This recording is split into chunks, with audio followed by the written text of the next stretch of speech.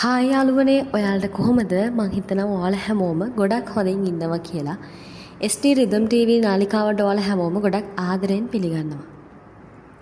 අද මං කතා කරන්න හිතුවේ ආදරය නිසා විඳවන ඔයා වෙනුවෙන්.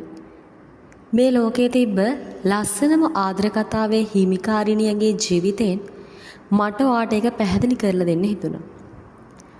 ඔයාගේ ආදරේ නැති වෙන්න, ආදරය නිසා විඳවන්න ඔයාගේ ජීවිතයට ගොඩක් හේතු බලපාන්න ඇති. ගොඩක්ම බාහිර ප්‍රශ්න වෙන්න පුළුවන්. දෙමව්පියන්ගේ අකමැත්ත, ආගමික සංස්කෘතික ප්‍රශ්න ඕනම දෙයක්. ඒත් මට ඔයාට කියන්න තියෙන්නේ දුකින් ඉන්න එපා. හිත ශක්තිමත් කරගන්න. මේ බලන්න, මේ තමයි ලෝකේ ලස්සනම ආදර කතාව තිබුණු ඇය.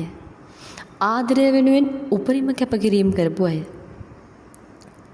මහා බෝධිසත්වයන් ආපු මාර්ගය කෙටි කරලා සංසාරයේ පුරාවට Tamanගේ පතිවත ආරක්ෂා කරගෙන උතුමන් නැති කලේ බ්‍රහ්මචාරී බව ජීවිතය දෙවෙනි කොට ආරක්ෂා කරපු ලේන කුලේ සිටන් ආපු ඒ පින්වත් කුමරිය. තුන් ලෝකයක් සසල කරවන්න පුළුවන් රූපයක් තිබුණු, අටලොස් වදාරුම් ගුණයක් තිබුණු, පස් බලය කන්දී ගුණයක් තිබුණු ලියරත්නය. පිපෙන හැම මලක්ම මගේ අත් දෙකට අරගෙන පිදුවත් ඇත්තටම කමක් නැහැ යශෝදරා තෙරණියට. සම කරන්න බෑ ඒ වගේ ගුණයක් වෙන ලියරත්නයක් තුල.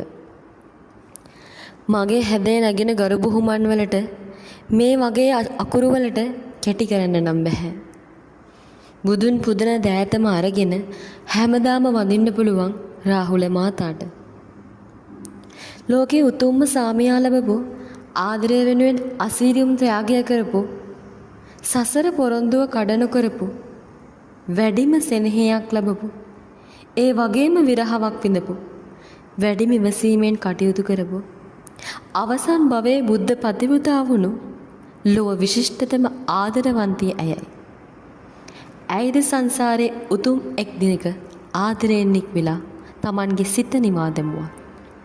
ඉතින් ඔයාගේ ආදරය නිසා තාම විඳවනවද? ඇත්තටම හිමිවීමම නෙවෙයි ආදරය කියන්නේ.